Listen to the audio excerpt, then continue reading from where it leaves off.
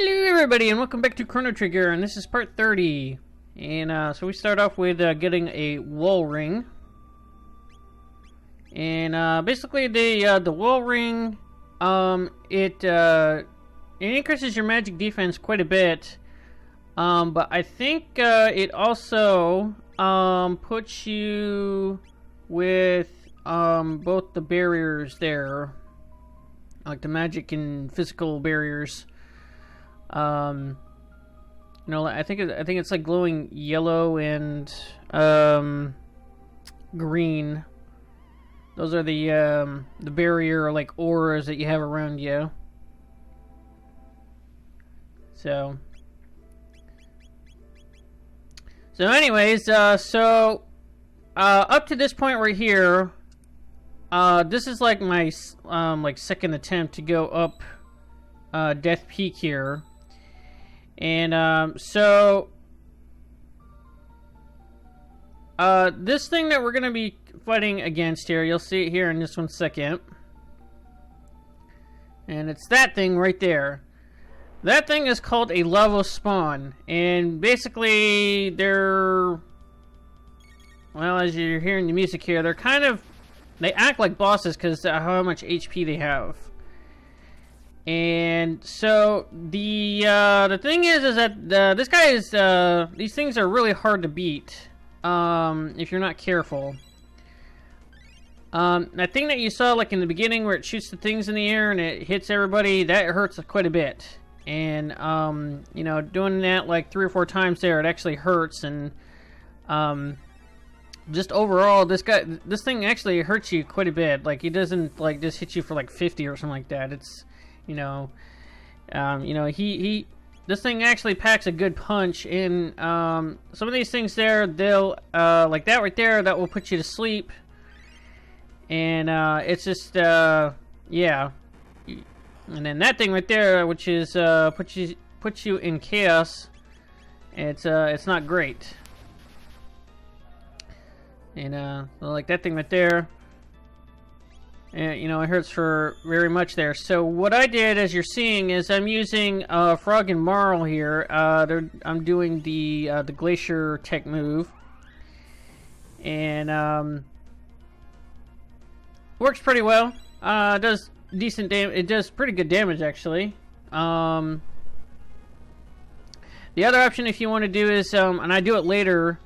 You can do Frog and Luca and have the red pin dual tech, which does pretty much close to the same, if not more.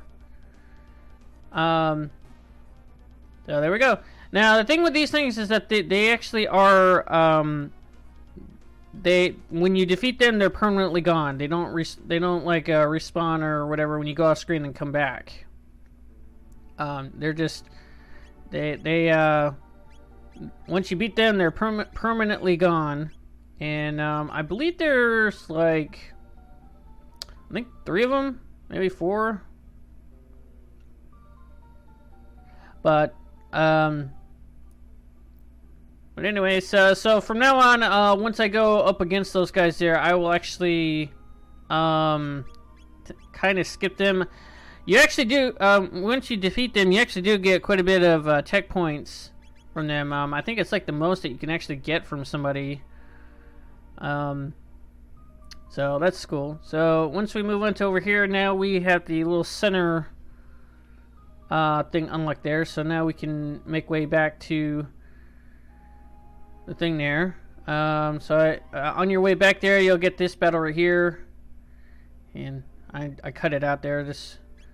So we're getting rid of this. So I'm actually trying to get Luca back into the party here because she's actually pretty close to learning her next ability. And so I'm using Frog's little heal ability. I should have used just Marl's little heal ability. You can just use, if you have the silver stud on her just cure ability, like cure 1. That it just uses 1 MP there, and you can heal everybody pretty, you know, actually almost fully. because doing it on a single person there actually heals pretty well. So there's me. That's me saving there. Just what I've done so far, and we're not done just yet. So now we're going through the center here, and I could have skipped this guy, this enemy. I mean, it's just one thing there because I was trying. Because like I said, Luca is actually pretty close to learning her next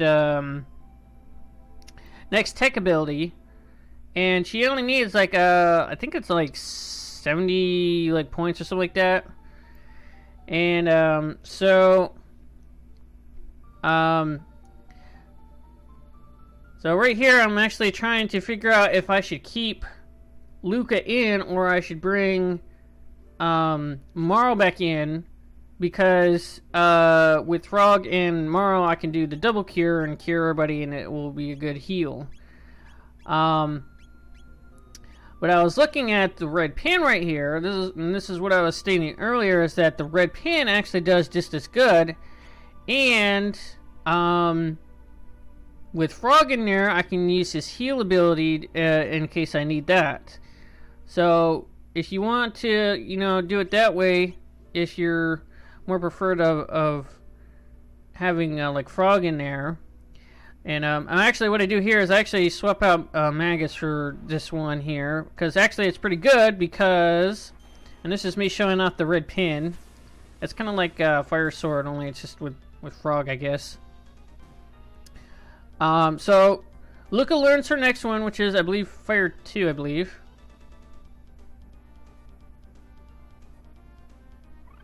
And with Marl with us, we actually learn Antipode 2.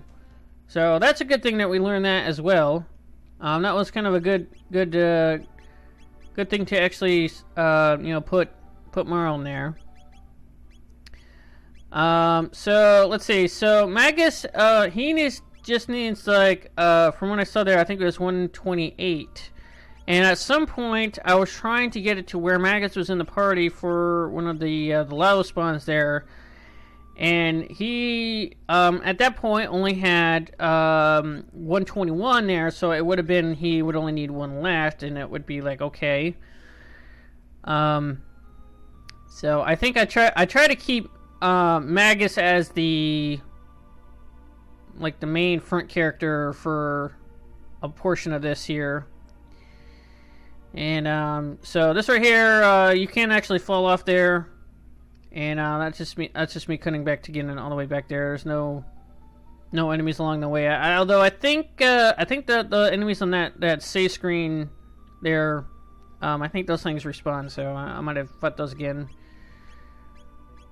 So we got the Vidic blade, which is for Chrono. He's not with us just yet. And that will be for him once we bring him back. And so this is the other, this is the last hint stuffed animal thing there. It actually tells us to actually push the shell.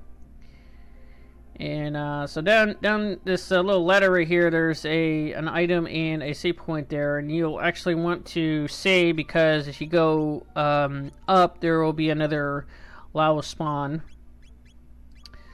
So I appropriately give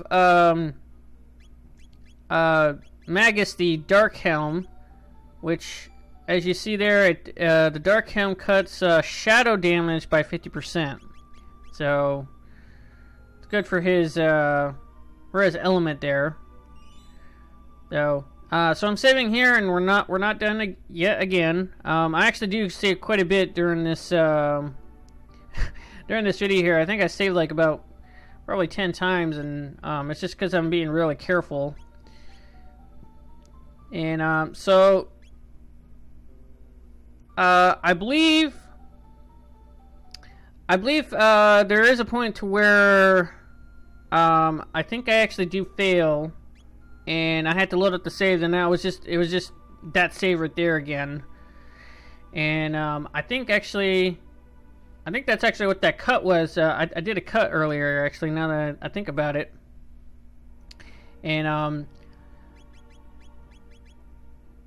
So I believe this right here is the second attempt, because I think the first time I went against this thing, I actually failed. I actually had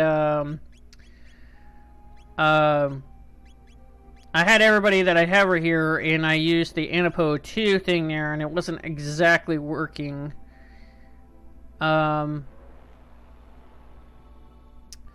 I just didn't do things very well, and so I'm actually cutting to. This is Antipode 2, by the way. This is actually the finishing blow. This is what Antipode 2 looks like.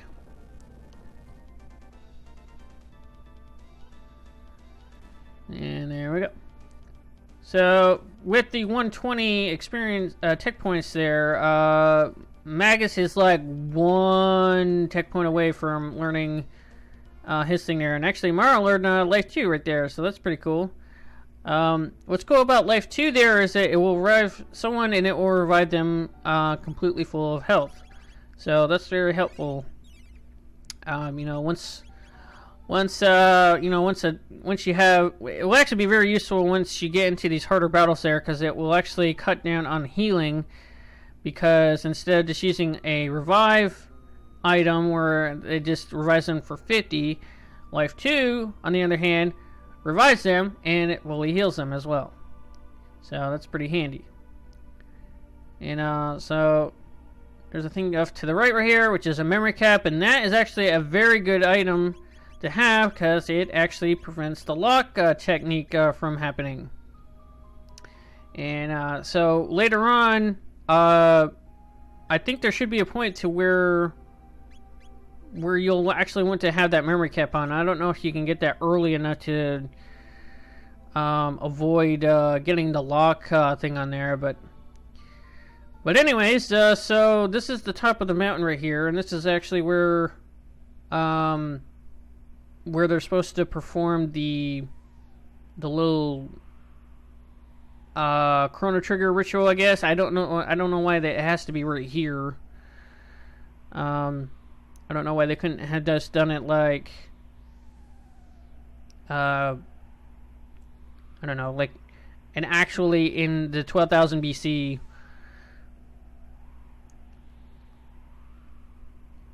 So, and this is also the pendant is also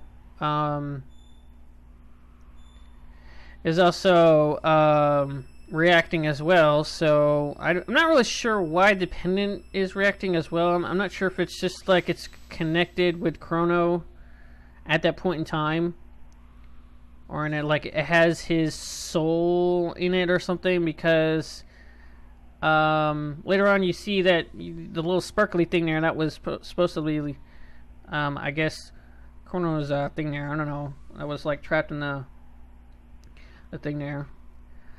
But so anyways, so you'll see the little ritual here, to where they actually go back to the point to where Crono got blasted, but it'll be right before that point. And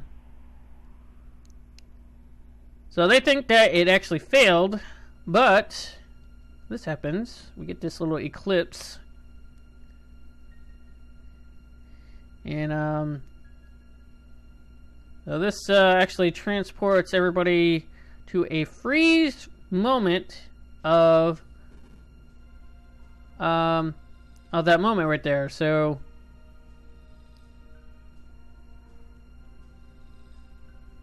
basically what we're going to be doing is we're kind of like altering history here, where Crono is not getting killed, but is actually in a split second getting swapped out with a clone. And I'm not really sure how these clones work there. I don't know if they're like magical or whatever, but so we're able to actually just pull Crono from this moment here, and actually just pull him out to I'm not sure how to describe it, like to the now timeline, like where everybody out is here. It's hard to describe that, because it's like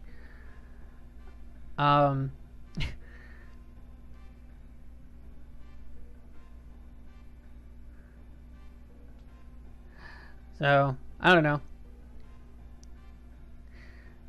But this is a way of getting Chrono back.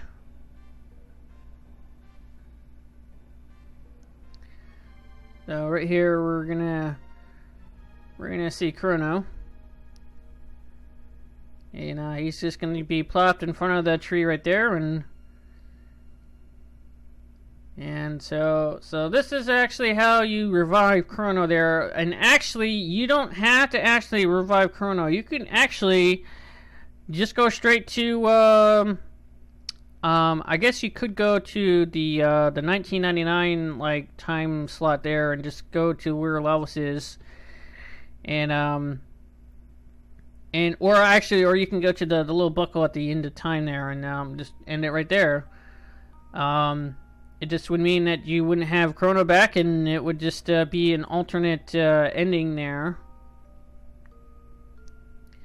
So, yeah. So we just get this little cutscene of Chrono coming back here, and then we end up at the end of time, and from there,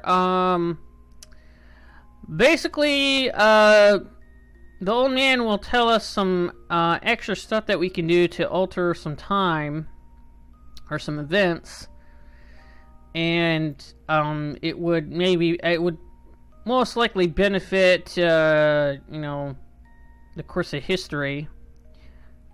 One thing is the Black Omen thing that is in the sky there, in all the timelines. Well, not on all of them, but most of the timelines there. And that is one thing that the old man tells us that we could do there. And there's also some other things like going to the 600, going to the Middle Ages there, and there's a woman in a standalone house, and she wants to revive the forest that was around there, and there's actually a side quest to actually do that.